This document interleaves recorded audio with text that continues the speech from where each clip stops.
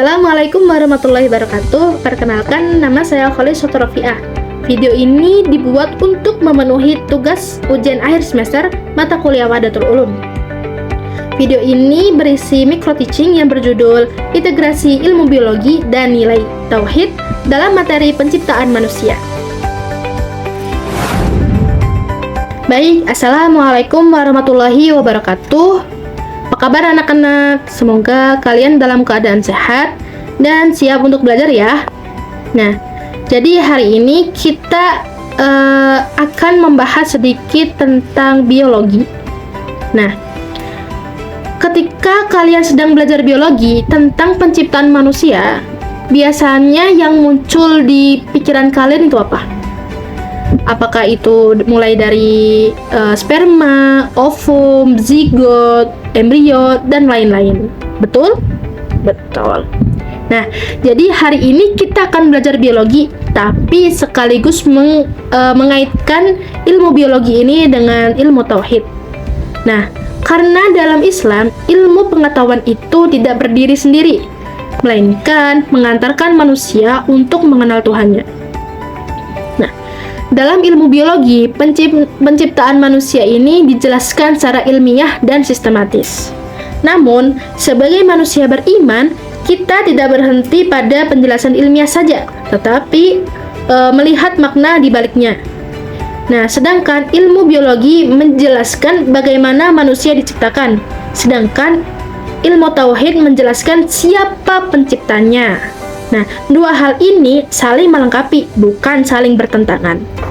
Jadi, secara biologi, penciptaan manusia dimulai dari pertemuan sel sperma dari laki-laki dan sel ovum dari perempuan. Proses ini disebut dengan fertilisasi. Nah, dari dua pertemuan sel yang sangat kecil ini, terbentuklah zigot. Nah, zigot ini kemudian membelah diri, berkembang menjadi embrio. Lalu zigot ini menjadi janin di dalam rahim. Menariknya anak-anak, perkembangan ini tidak terjadi secara acak. Jadi tidak acak-acak, tapi beraturan. Nah, jadi organ-organ tubuh ini terbentuk sesuai dengan waktunya. Seperti jantung yang sudah mulai berdetak, otak yang berkembang, tulang dan otot pun sudah berbentuk secara bertahap. Nah, kalau proses ini hanya berdasarkan kebetulan, sangat kecil kemungkinan semua berjalan dengan sempurna. Tapi faktanya, jutaan manusia lahir dengan sistem tubuh yang sama dan teratur. Nah, dari sinilah nilai tauhid kita masukkan. Dalam Al-Quran surah Al-Mu'minun ayat 12-14, Allah menjelaskan proses penciptaan manusia dari setetes cairan.